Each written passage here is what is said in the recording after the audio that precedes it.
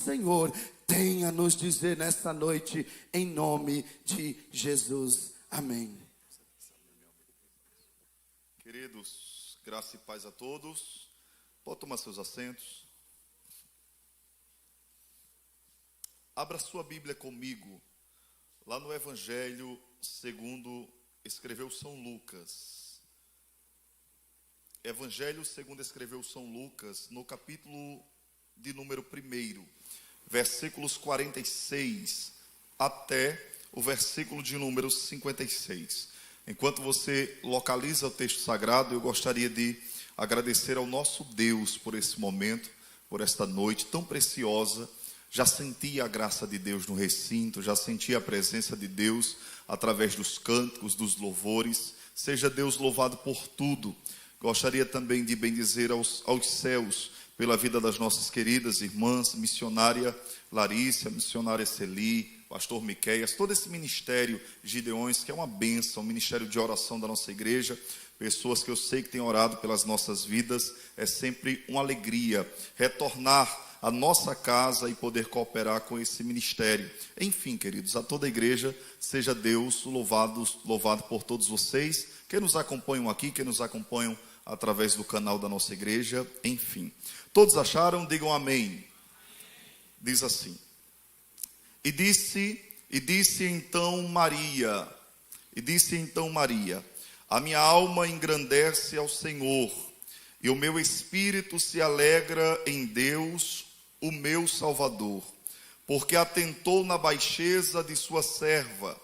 Pois eis que desde agora todas as gerações me chamarão bem-aventurada, porque me fez grandes coisas o poderoso, e santo é o seu nome, e a sua misericórdia é de geração em geração, sobre os que o temem. Com o seu braço agiu valorosamente, dissipou os soberbos no pensamento dos seus corações. Depois dos tronos os poderosos, e elevou os humildes. Encheu de bens os famintos, e despediu vazios os ricos. Auxiliou a Israel, seu servo, recordando-se da sua misericórdia, como falou a nossos pais, para com Abraão e a sua posteridade.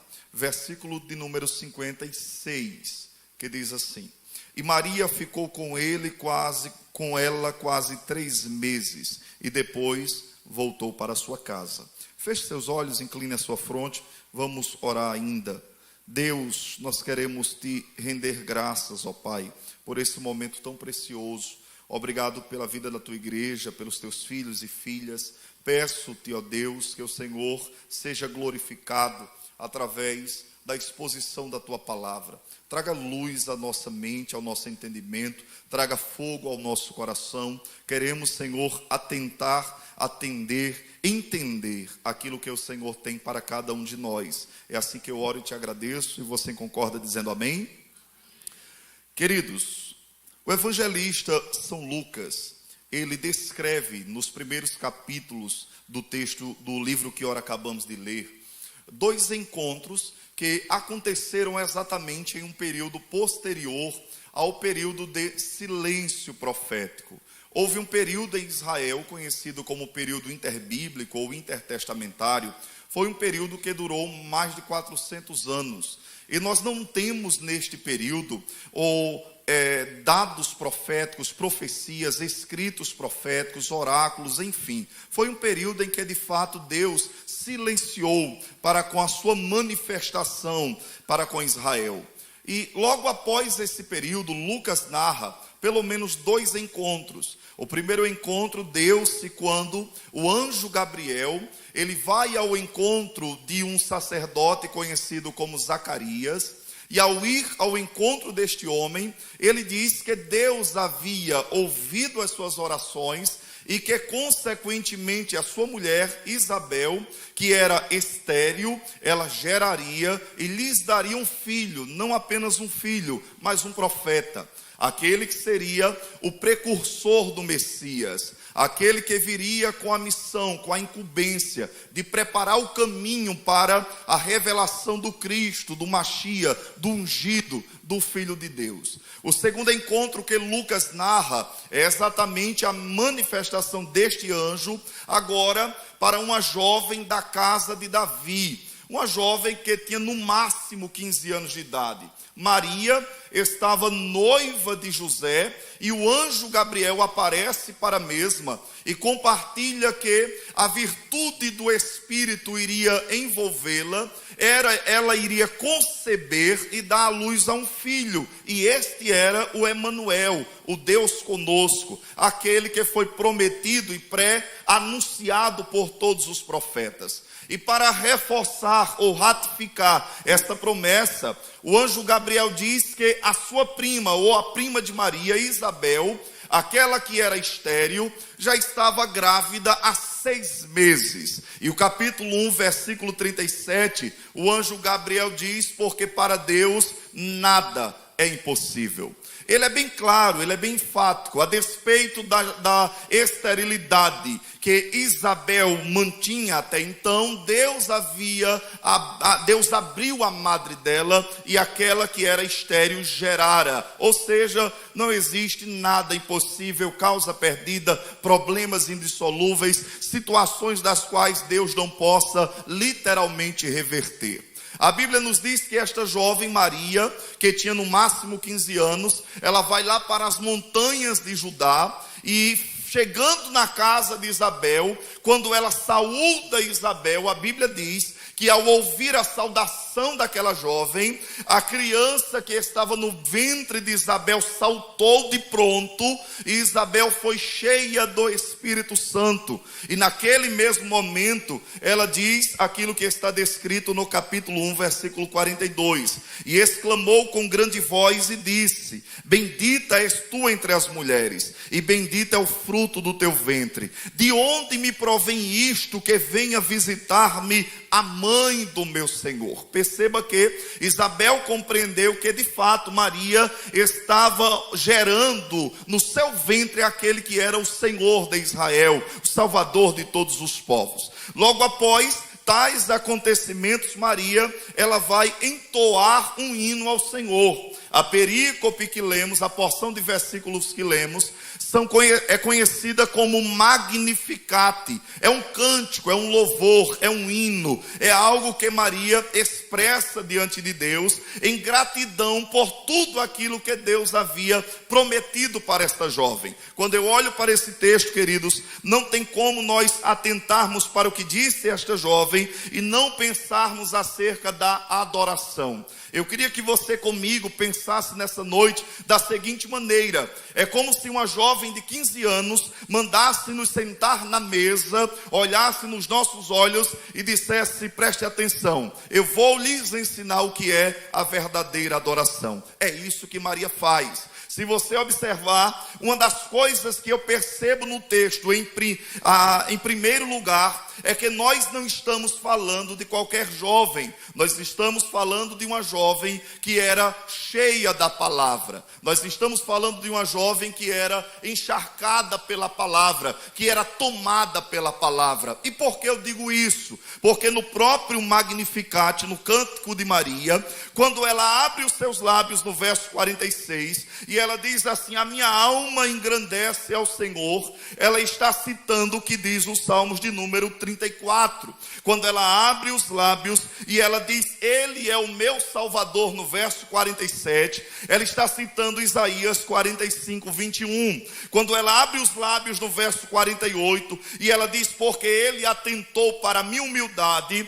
ela está citando 1 Samuel capítulo 1, versículo 11. Quando ela abre os lábios no verso 48 e ela diz: todas as gerações me chamarão bem-aventurada, ela está citando Gênesis 30, verso 13. Quando ela abre a boca no verso 48 e ela diz: porque me fez grandes coisas, ela está citando Salmos 126 e verso 3. Logo, nós estamos diante de uma jovem que era cheia da palavra, era tomada pela palavra, era encharcada pela palavra. Quando Maria abria os lábios para adorar. Aquilo que emanava dela era a palavra de Deus. O seu louvor era delimitado pela palavra. O seu cântico era determinado pela palavra. E quando eu olho para esse texto, a primeira coisa que eu devo desejar é que, como Maria, nós devemos ser crentes cheios da palavra de Deus.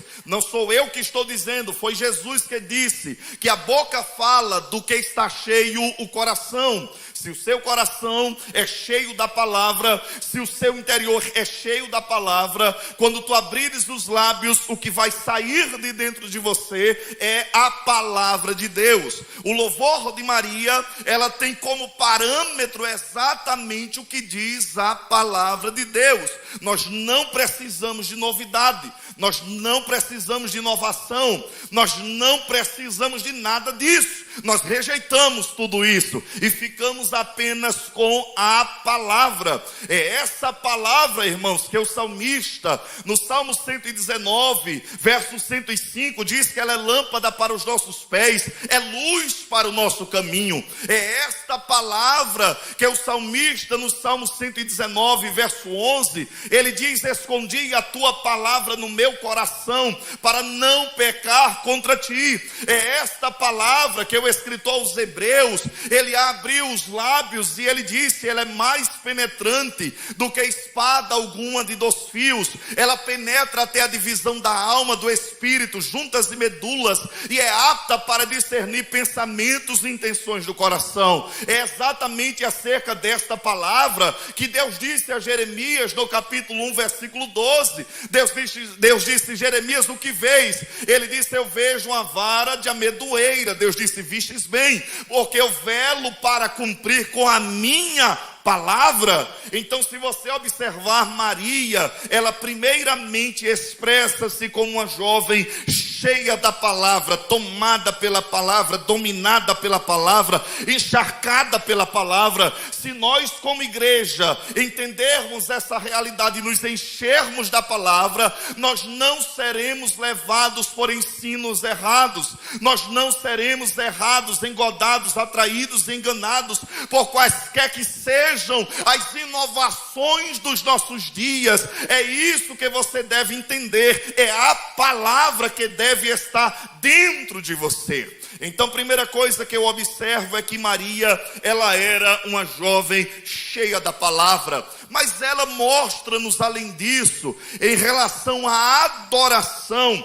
que primeiramente a verdadeira adoração, ela é interna. A verdadeira adoração, ela tem um caráter interno. E por que eu digo isso? Se você observar, olhe na sua Bíblia ou na projeção, versos 46 e 47, a Bíblia diz assim: a minha alma e o meu espírito, a minha alma engrandece ao Senhor, e o meu espírito se alegra em Deus, o meu Salvador. Os dois aspectos que Maria destaca, minha alma e o meu espírito, é a maneira de dizer que a verdadeira adoração, ela é interior, ela procede de dentro, ela vem do intro, ela vem das nossas entranhas. Maria está deixando bem claro que a adoração, ela é primeiramente ou primariamente interior. Foi isso que disse Jesus no seu diálogo com a mulher samaritana,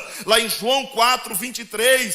Aquela mulher estava inquieta e perguntou a Jesus: em que lugar nós devemos adorar? Os nossos pais, ou seja, os samaritanos, eles adoram em Gerizim, os judeus adoram em Jerusalém. Então me diga, qual é o lugar da verdadeira adoração? Jesus disse: você não entendeu nada de adoração, porque Deus é espírito, ou seja, Deus não está sujeito a 4 paredes, Deus não está limitado a um espaço geográfico, Deus não está preso dentro do nosso quadrado. Deus é espírito, e importa que aqueles que adorem, o adorem em espírito espírito. Espírito ali não é espírito de Deus, é espírito do homem. Aqueles que o adorem em espírito e em verdade. Jesus está dizendo para aquela mulher que a verdadeira adoração não é externa, é interna. A verdadeira adoração acontece quando o seu espírito comunica-se com Deus, que é espírito. E é justamente nessa ambiência que acontece a verdadeira adoração.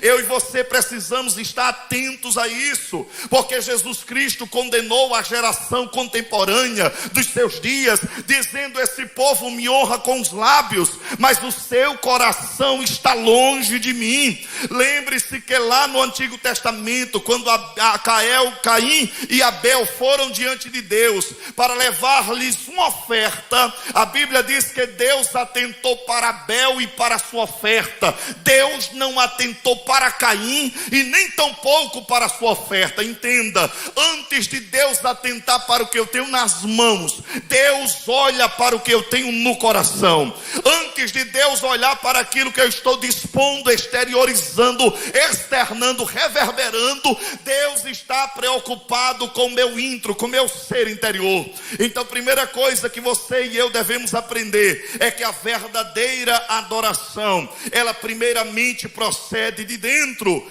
Eu lembro que o profeta Joel, ele foi muito enfático nos seus dias, quando ele disse: olha, não quero que vocês rasguem as vestes, não quero que vocês manifestem exteriormente um relacionamento e uma espiritualidade com Deus. Não, rasguem os seus corações e não as suas vestes. Sabe o que é que Joel estava dizendo? Deus está preocupado em primeiro lugar com a adoração que provém de dentro, com a adoração que provém da alma, com a adoração que provém do intro, de dentro do seu ser. É essa a adoração que Deus está de fato atento nessa noite. Eu quero que você levante as suas mãos para cima, abra a sua boca e receba a graça de Deus na sua vida. Eu quero que você entenda nessa noite e tire de dentro de você a verdadeira adoração, e compreenda que é nessa ambiência de encontro que Deus é louvado e engrandecido.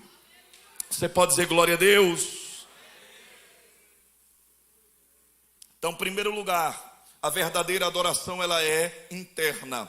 Mas diga assim comigo: a adoração com graça, a adoração também é, diga, intensa. Por que eu digo isso? Se você observar o verso 46, ela mesma diz o seguinte: e disse então Maria: a minha alma engrandece ao Senhor.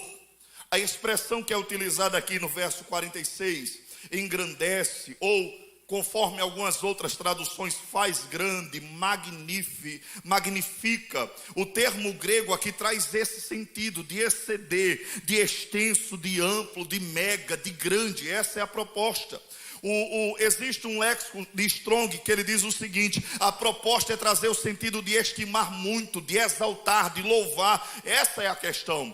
A própria expressão do verso seguinte, quando ele diz assim: o meu espírito se alegra em Deus, ela também traz esse sentido hiperbólico, mostrando que a verdadeira adoração, ela não só é interna, mas ela também é intensa. A verdadeira adoração, ela não é só lá dentro do nosso ser, mas ela também extravasa, ela também vai além, ela não se limita a determinadas expressões, ela de fato torna grande ou manifesta esse desejo de engrandecer a Deus.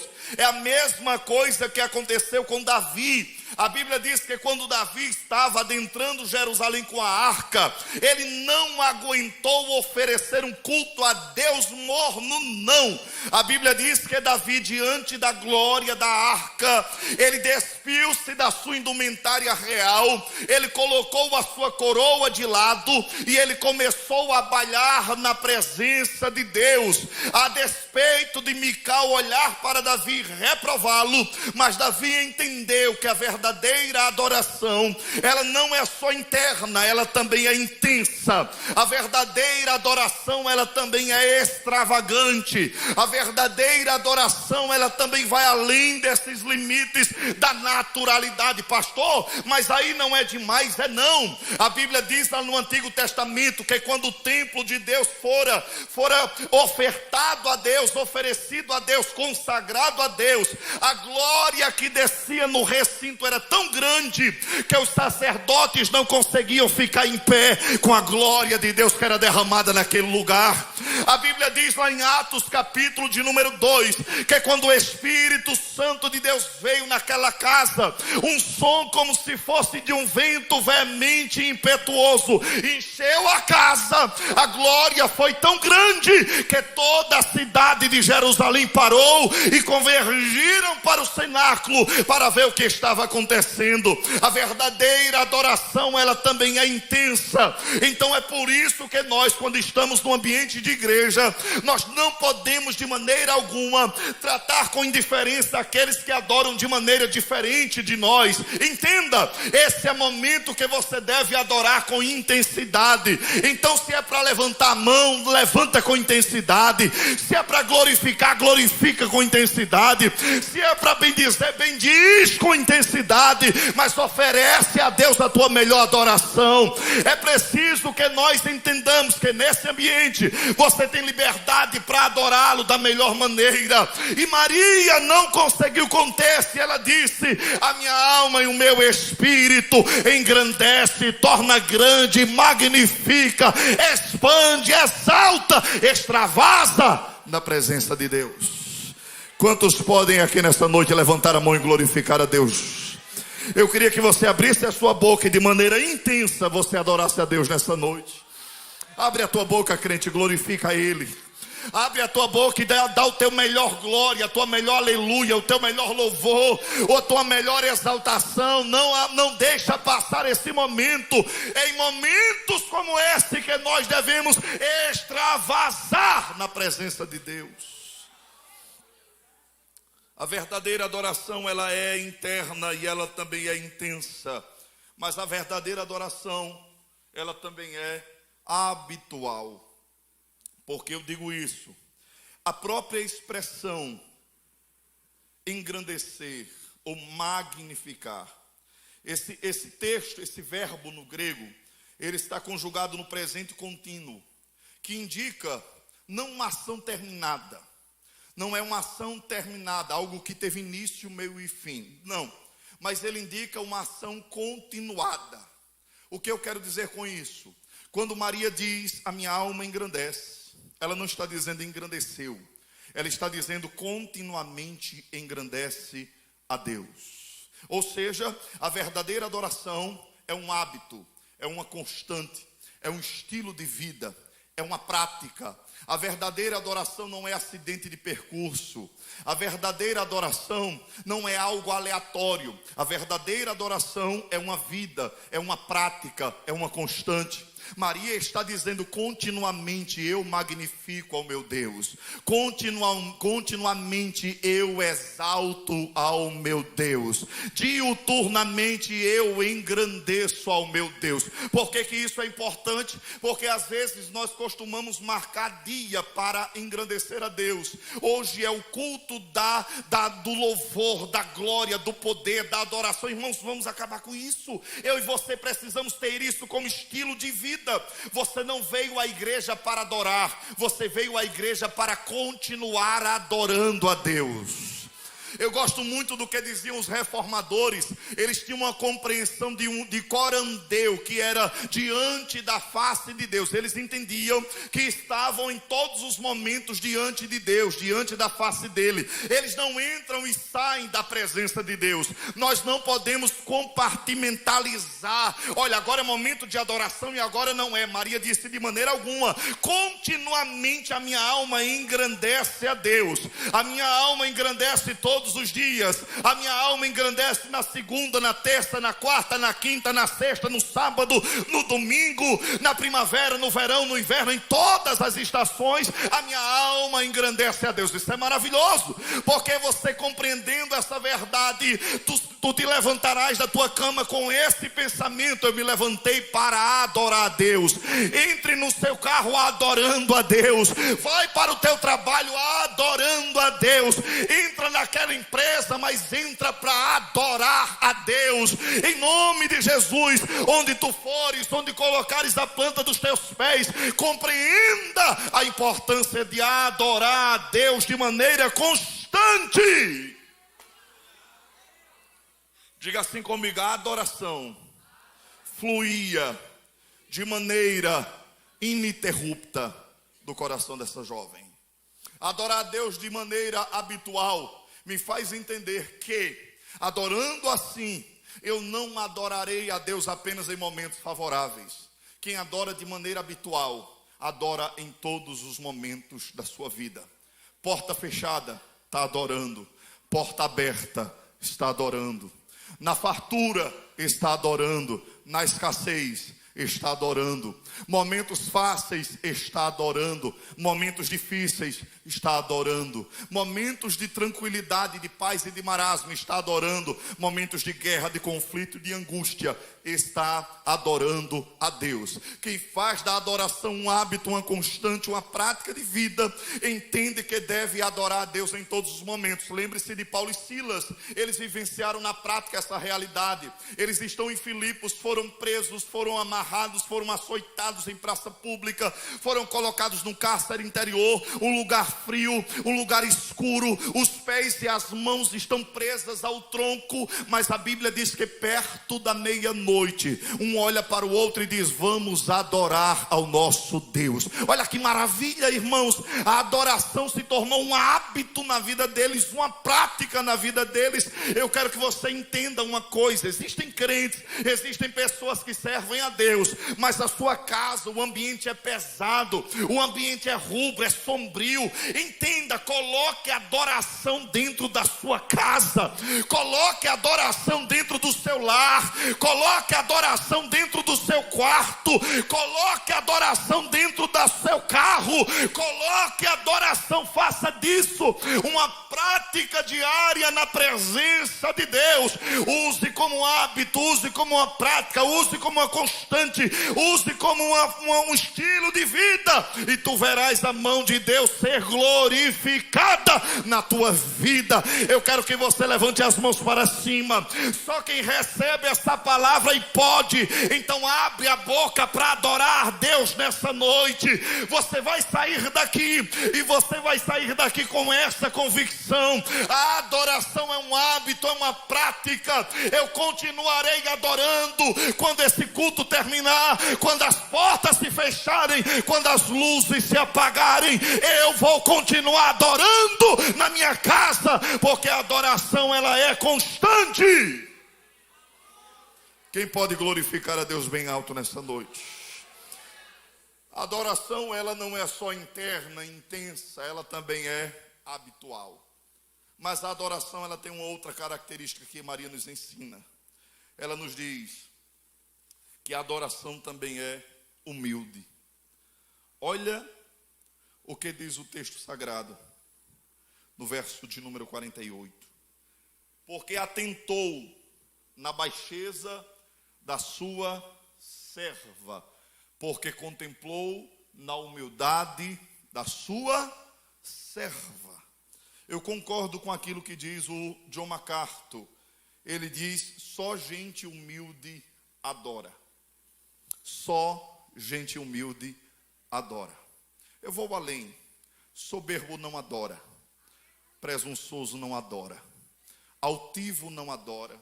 Quem pensa que é, que tem, que pode, que faz, não adora. Quem é dono de tudo não adora. Quem é dono do mundo não adora. Quem se sente não adora. Ambiente de adoração é ambiente para quem reconhece as suas fraquezas, as suas limitações. a sua pequenez, o quanto é diminuto, o quanto é de baixo, o quanto necessita e carece da graça de Deus. É como diz o próprio Jonas Madureira. Ele diz que o pior miserável que existe no mundo é aquele que não reconhece a sua miséria. Esse não consegue adorar. Isso é fato. A adoração é para alguém que reconhece as suas limitações. E foi Tiago que disse no capítulo 4, no versículo 6: Deus se opõe aos arrogantes, porém dá graça aos humildes. Olha o que Tiago está dizendo. Quando nós reconhecemos que nós não somos, que nós não temos, que somos pequenos, que somos limitados, que somos carentes, que somos necessitados, Deus, Ele é aquele que nos dá graça. Deus, Ele é aquele que nos visita com a sua graça. Queridos, é preciso que eu e você atentemos para aquilo que disse Isaías 57, verso 15. Ele diz: porque assim diz o alto e sublime, que habita na eternidade. Olha só o Deus que é transcendente, o Deus que está lá em cima, o Deus que está longe, o Deus que está distante. Ao mesmo tempo Ele diz: eu habito num alto e santo, mas eu também habito com contrito e humilde de espírito, para vivificar o espírito dos humildes e o coração dos contritos. Olha o que Deus está dizendo. Quando o homem reconhece as suas limitações, as suas fraquezas, as suas fragilidades, a sua pequenez, Deus manifesta a sua glória. Deus nos visita de maneira poderosa. Deus vem ao nosso encontro, e é preciso que eu e você reconheçamos isso. É noite de nós nos desnudarmos na presença dEle. É noite de nós rasgarmos as nossas vestes diante do Senhor. É noite de você se prostrar diante dEle e reconhecer a sua pequenez, e reconhecer as suas limitações, e reconhecer as suas fragilidades. É noite de nós nos lançarmos aos pés do Senhor e entendermos que, se assim o fizermos, os céus contemplarão o nosso quebrantamento e a nossa adoração.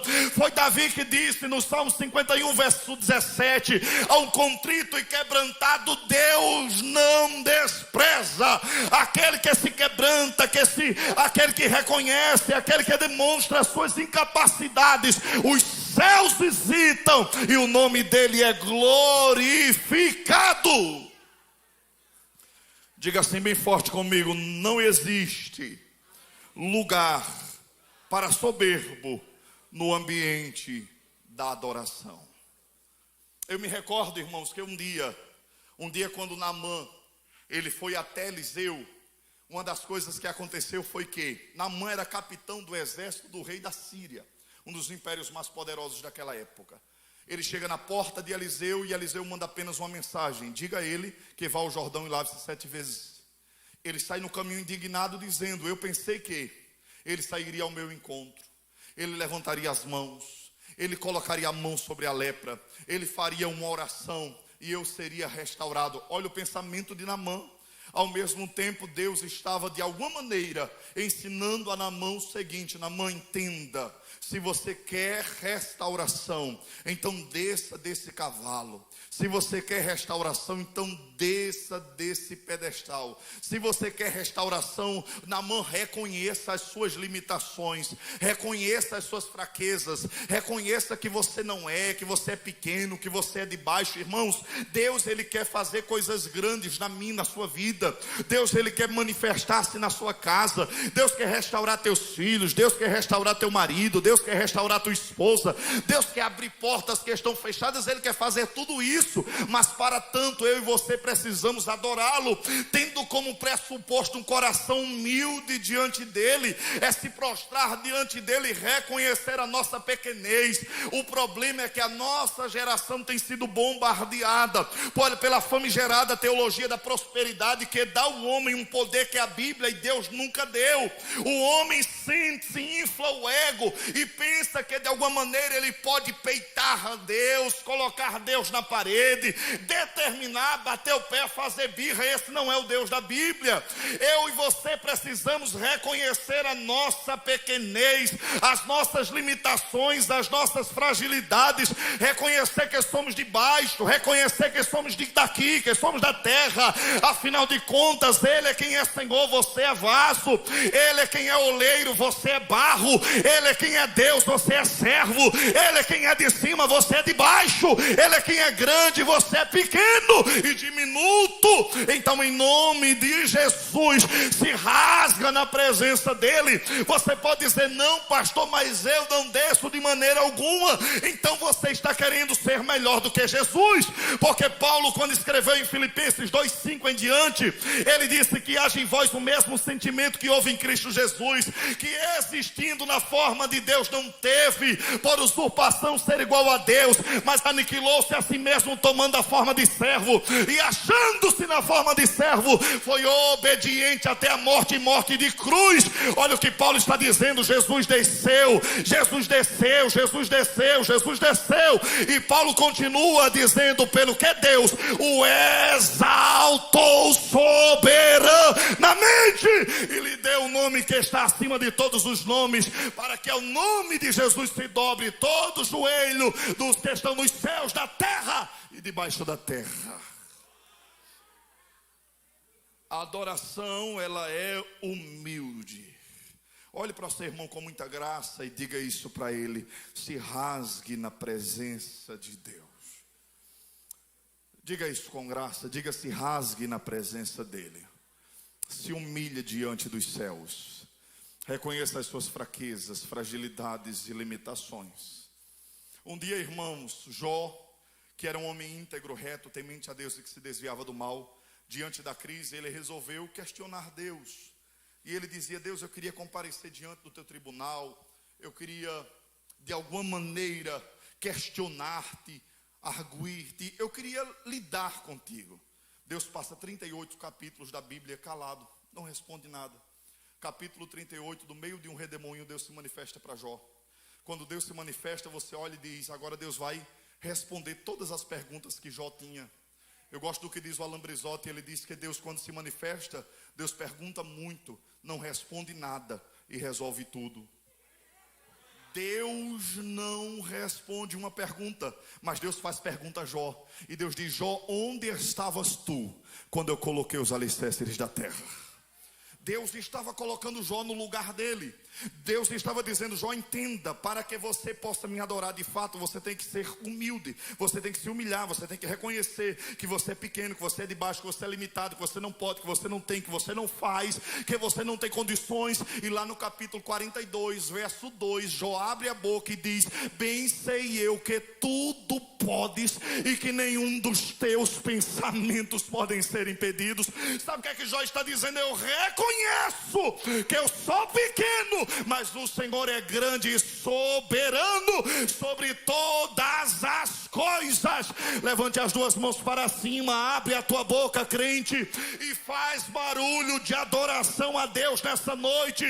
Só aqueles que reconhecem as suas limitações, só aqueles que reconhecem que são pequenos, que são falhos, que são limitados, que são de baixo, abre a boca e faz barulho de adoração a Deus por 30 segundos nessa noite.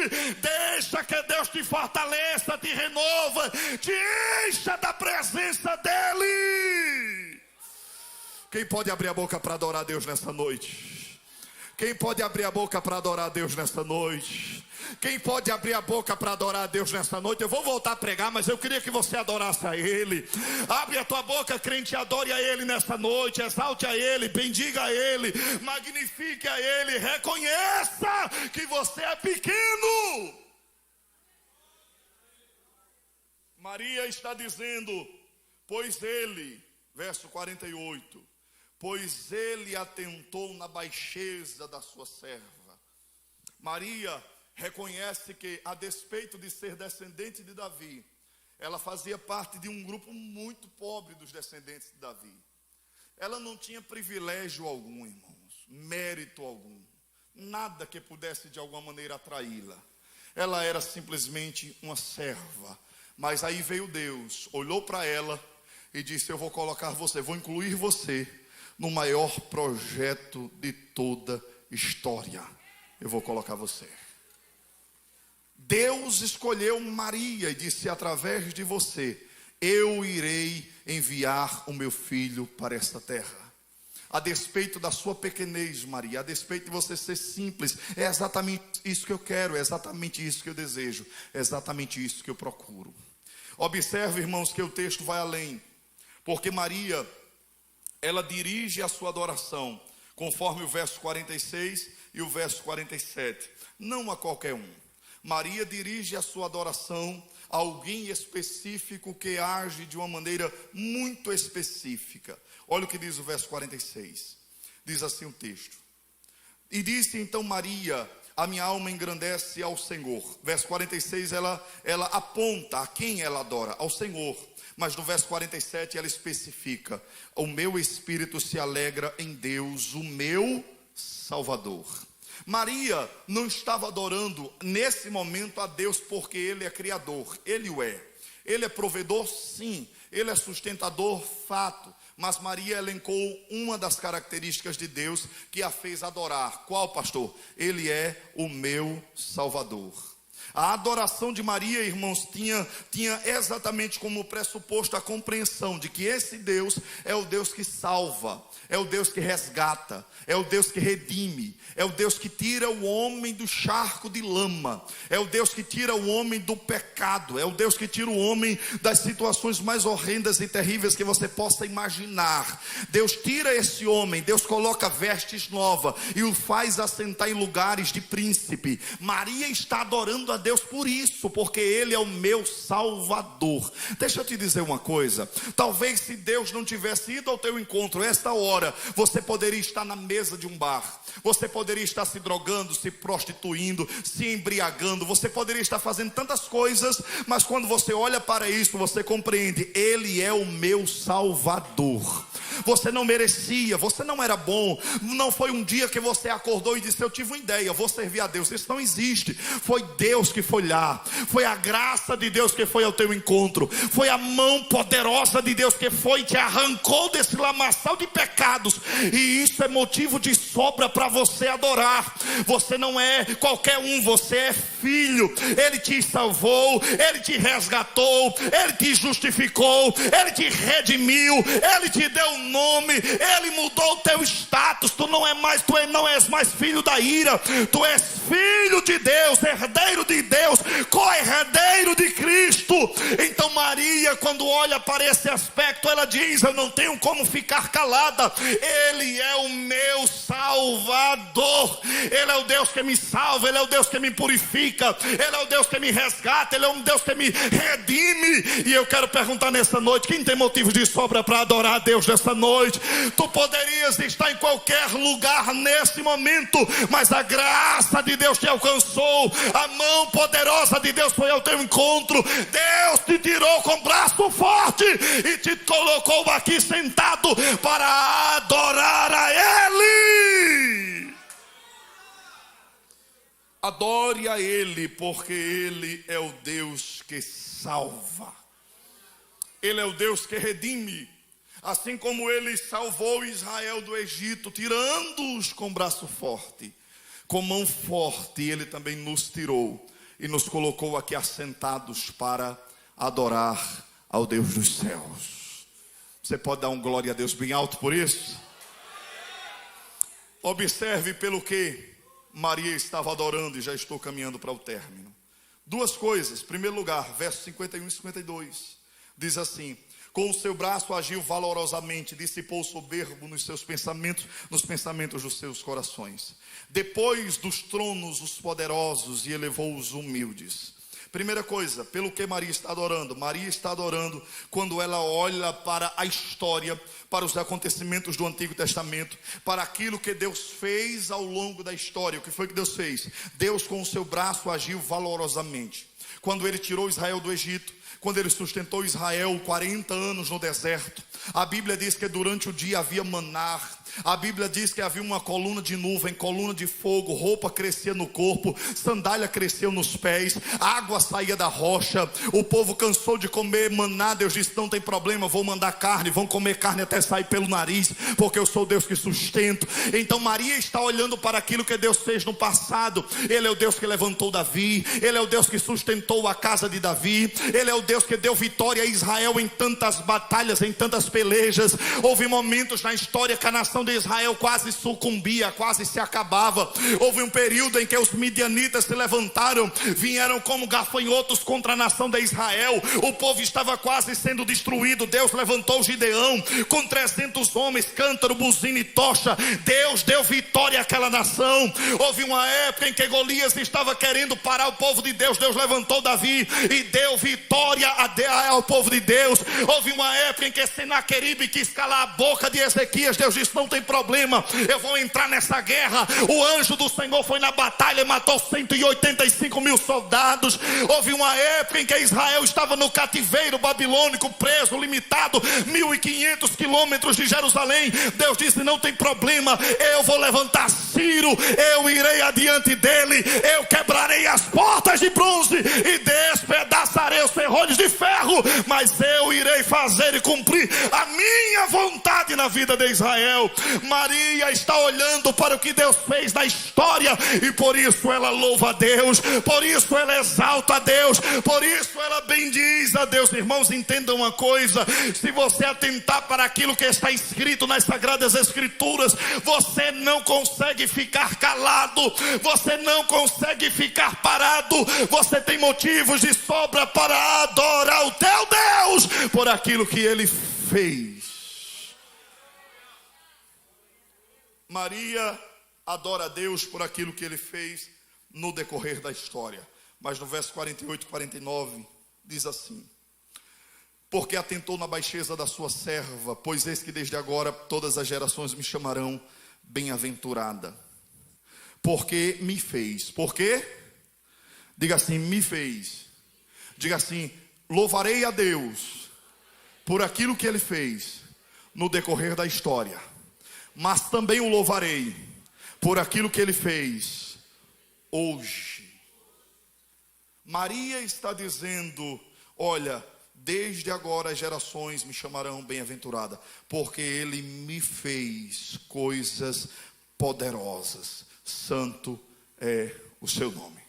Maria está dizendo: hoje mesmo Deus fez coisas grandes. Ela está citando exatamente o que está no Salmo 126, quando o povo de Deus recebe a notícia de que voltariam para a sua terra, voltariam para Jerusalém. Eles disseram: quando o Senhor restaurou a nossa sorte, ficamos como quem sonha, a nossa boca se encheu de riso, e entre as nações se diziam: grandes coisas fez o Senhor por estes.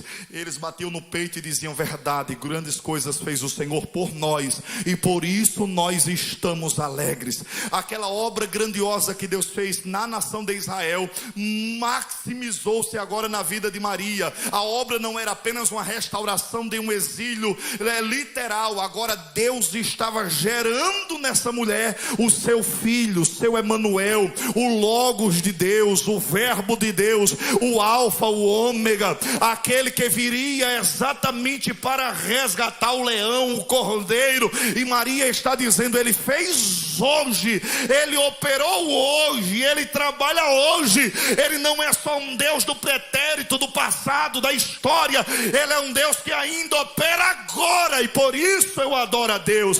Deixa eu dizer uma coisa para você, querido: só a eternidade revelará quantas coisas Deus fez hoje ao meu e ao teu favor. Antes de você sair de casa, quando tu te preparavas para sair de casa, o inimigo das nossas almas preparou armadilhas, preparou ciladas, preparou circunstâncias, mas como disse o salmista: eu escapei como um passarinho que escapa do laço do passarinheiro. Olha, entenda uma coisa em nome de Jesus: Deus te livrou, Deus te guardou, Deus te protegeu. A tua casa está debaixo das mãos dele, e por isso você tem motivos de sobra para adorar a Deus nesse momento. Quantos podem adorar a Deus? Não, abre a tua boca para glorificar o teu Deus nessa noite. Levante as duas mãos para cima. Só aqueles que têm certeza que Deus já fez coisas grandes hoje. Eu vou deixar você adorar a Deus por alguns segundos. Só quem tem certeza que Deus já fez coisas grandes hoje. Deus já te livrou hoje, Deus já te guardou hoje, Deus já proveu para você hoje, Deus já abriu portas para você hoje. O inimigo já tentou acabar com a tua casa, com a tua família.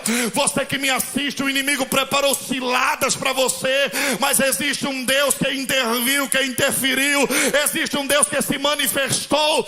Então abre a boca e faz barulho de adoração a Deus nesse momento, porque enquanto você adora, os céus trabalham ao meu e ao teu favor. Só quem pode abre a boca para adorar nessa noite. Abre a boca para adorar a Deus nessa noite. E enquanto você adora, seja tocado, seja tocada, seja renovado e renovada pela presença de Deus que está na casa.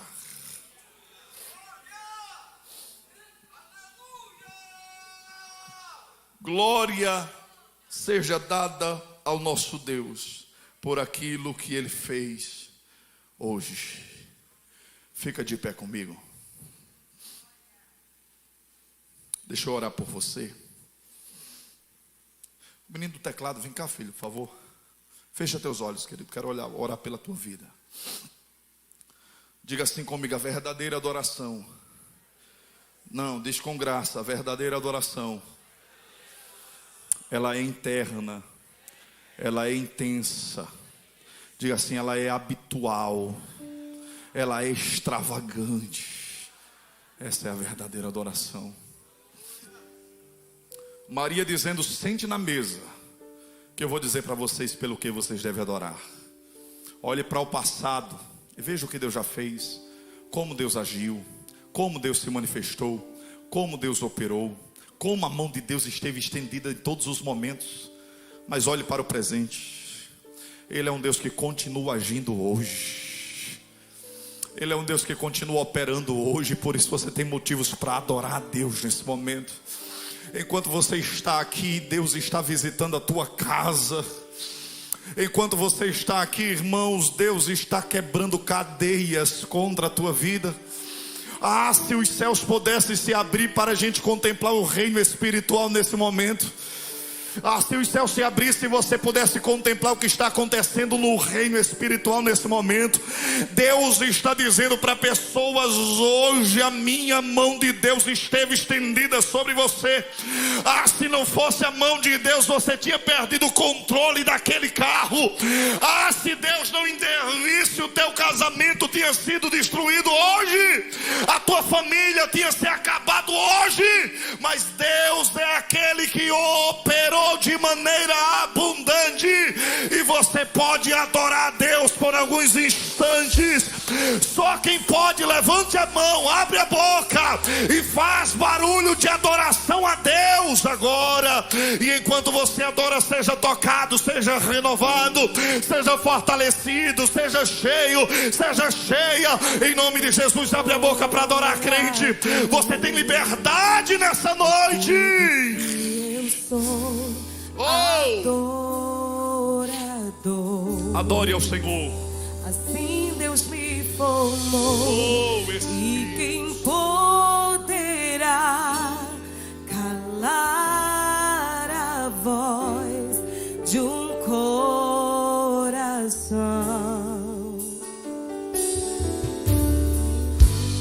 Se eu subir aos céus, eu sei que lá estás. Se eu mergulhar, faça destino a sua oração nesta noite. Mais profundo mar, nunca poderei me ausentar do teu olhar. Diga bem forte: tu és o Deus que me sonda.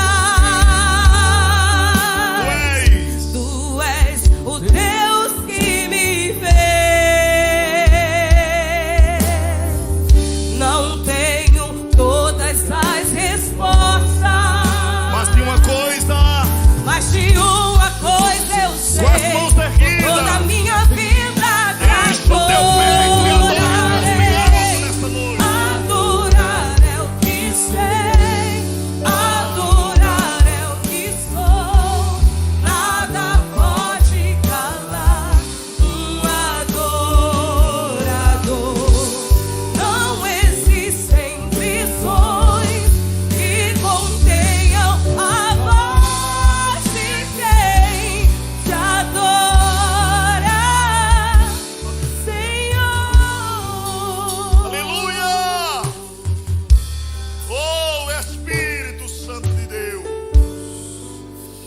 Você pode adorar o Senhor? Abra os teus lábios para adorar os céus dessa noite. Abra os teus lábios para adorar a Deus dessa noite. Arranca essa adoração de dentro, essa adoração que vem da alma, essa adoração que vem do intro, que vem das tuas entranhas. Arranca e oferece a Ele. Diga a Ele: Deus, eu estou aqui porque eu quero te adorar. Eu quero adorar do meu jeito. Se você é dos que dão glória, dê aleluia. Abre a tua boca, você que é batizado com o Espírito Santo. Comece a falar línguas espirituais, porque tu